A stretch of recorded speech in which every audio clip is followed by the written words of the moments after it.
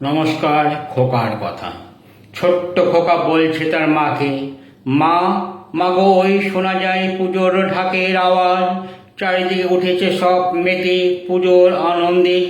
মা, মাগো মা, আমাদের বাবা পরিযায়ী শ্রমিক, তুমি লোকের বাড়ি বাড়ি কাজ করো, পুজোর সময় কি করে হবে আমাদের নতুন জামা কাপড়? মা বলে, ওরে খোকা, যদি পুজোর সময় বাবুদের ঘরতে নতুন পোশাক পাই, তাই দেব তোমার গায়ে তুলি। আর যদি না হয় নতুন পোশাক, পুরনো পোশাকেই আমরা দেখব ঠাকুর। আলু কাবলি ফুচকাটাও আমরা খাবো পুজো মণ্ডপের পাশের ঠেলা হতে। ছোট্ট খোকা বলছে তার মাকে, মা, মাগো ওই শোনা যায় পুজোর ঢাকের আওয়াজ। নমস্কার।